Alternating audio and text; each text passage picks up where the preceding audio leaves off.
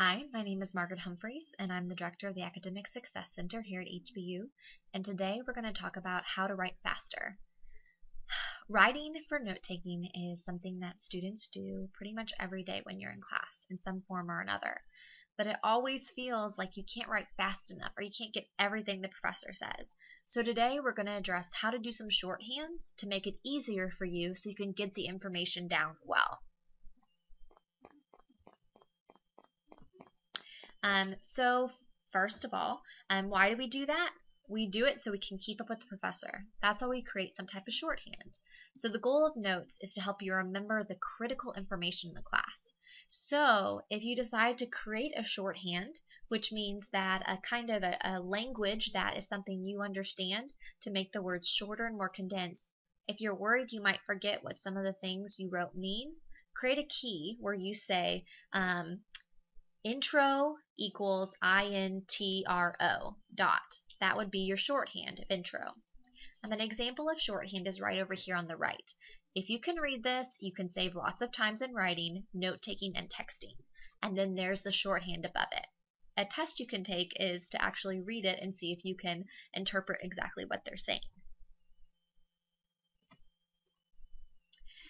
Another shorthand technique is one to cut out the vowels in the middle of the word.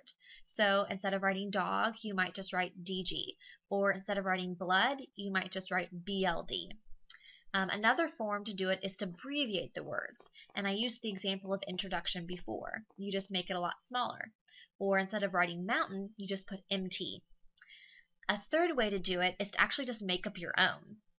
Instead of writing before, you might write B and then a 4. Or instead of writing answer, you might write capital A and an exclamation mark. You can create your own system as you go. We're going to watch this short video about the idea of shorthand with Shorthand Sue.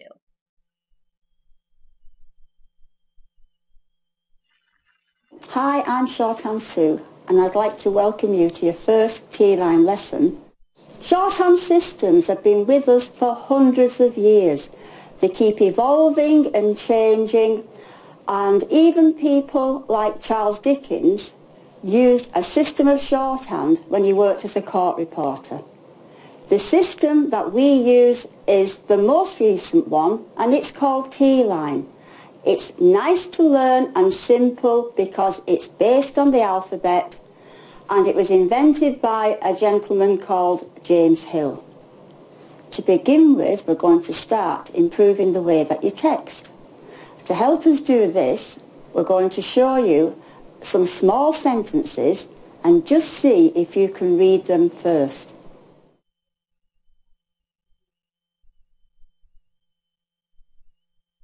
I shall go home at 5.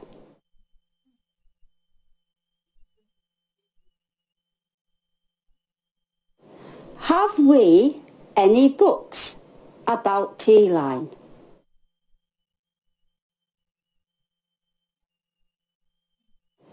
This box contained chocolates.